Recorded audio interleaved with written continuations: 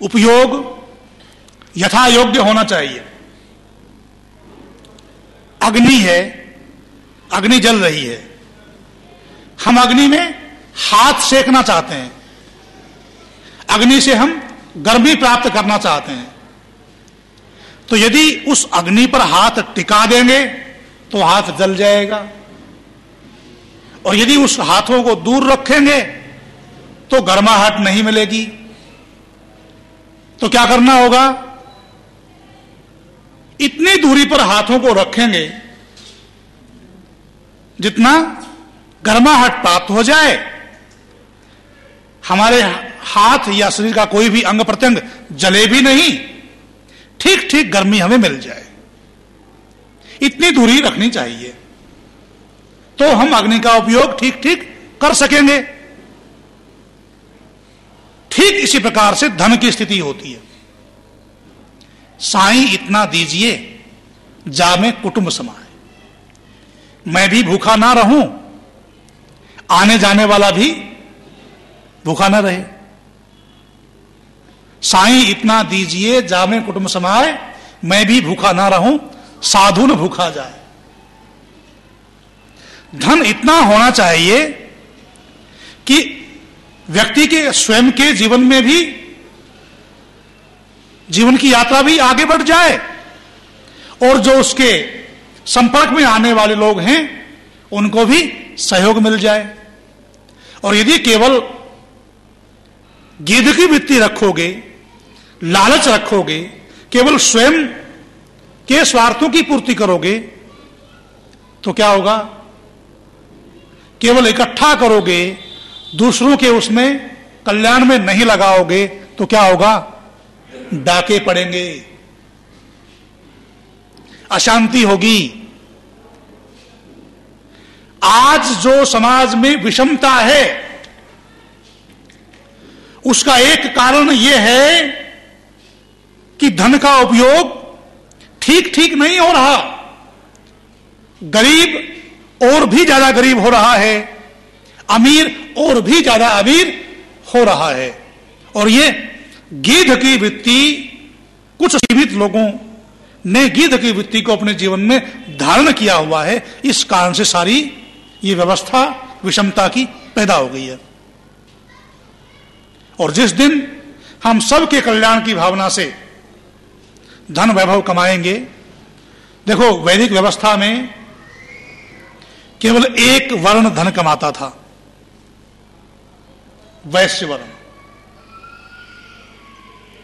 ब्राह्मण का काम धन कमाना नहीं है। और जिस दिन ब्राह्मण ने धन की तरफ ध्यान देना आरंभ कर दिया, धन का लालच करना शुरू कर दिया ब्राह्मण ने, उस दिन ब्राह्मण ब्राह्मण नहीं रहेगा।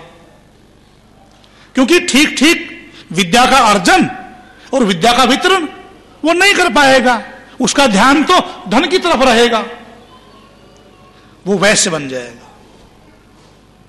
और क्षत्रिय भी जिस दिन इस देश के सैनिक, इस देश के सुरक्षा बल जिस दिन केवल धन कमाने की ओर ही लगेंगे, तब वो देश की रक्षा नहीं कर पाएंगे, उनका ध्यान केवल धन की तरफ रहेगा। और शूद्र भी केवल धन की तरफ ध्यान देगा तो शिल्प आदि कार्यों की उन्नति नहीं हो सकेगी। पर ये क्योंकि विषमता समाज में आई हुई है, सारे समाज की व्यवस्था उबड़ खाबड़ हो गई है, गलत हो गई है, इस कारण से आज ये सब हो रहा है।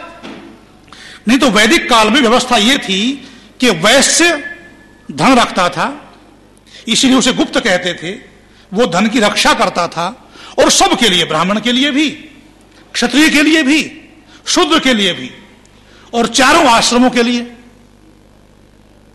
सन्यासी भी धन नहीं रखता, वानप्रस्थी भी धन नहीं रखता, और ब्रह्मचारी भी धन नहीं रखता। केवल एक वर्ण वैश्य, और वो भी गृहस्थाश्रमी। यदि वैश्य ब्रह्मचारी है तो वो धन नहीं रखेगा, यदि वैश्य ने वानप्रस्थ ले रखा है तो वो धन नहीं रखेगा। केवल एक वैश्य व्यवस्था ऐसी होनी चाहिए कि मैं महू से इंदौर जा रहा हूं, बस वाला मेरे से किराया न ले। ये ब्राह्मण है, समाज का उपकार करने के लिए उपदेश देने जा रहे हैं, ये हमारा काम है इनकी व्यवस्था को देखना। आचार्य जी के पास इस वस्तु की कमी है, इस वस्तु की जरूरत है, पुस्तकों की जरूरत है, तो पुस्तकें ला दो, या आप पुस्तकें नहीं ला सकते तो उतना पैसा आप दे दो, या दुकानों में ही व्यवस्था होनी चाहिए, कोई विद्वान पुस्तक लेने के लिए आया आप पुस्तक दे दें। समाज में व्यवस्था होनी चाहिए कि वैश्य ही के पास धन हो, अन्य सब की आवश्यकताओं की पूर्ति, जो जो भी आवश्यकता है उनकी पूर्ति समाज करे। और अभी तक 50-60 साल पहले तक आज भी कहीं कहीं गांव में व्यवस्था है,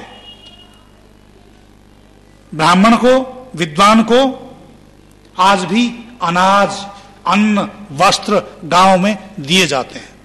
शहरों में भी जो इस परंपरा के लोग हैं वो विद्वान को, ब्राह्मण को अन्न वस्त्र देते हैं, अन्य चीजों की पूर्ति करते हैं।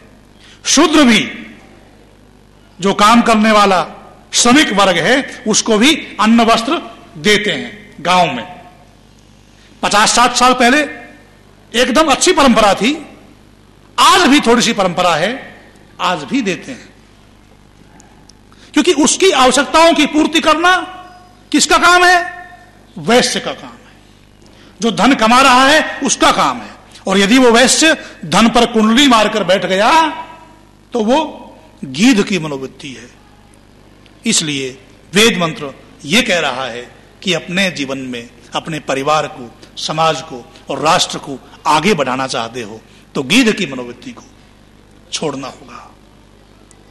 जिस दिन सारे इस राष्ट्र की व्यवस्था ऐसी हो जाएगी कि सब वर्णों के लोग अपने अपने कर्तव्यों का ठीक ठीक निर्वहन करने लगेंगे, वर्ण व्यवस्था की स्थापना ठीक प्रकार से हो जाएगी, उस दिन ये देश पुनः, ये धरती पुनः स्वर्ग बन जाएगी।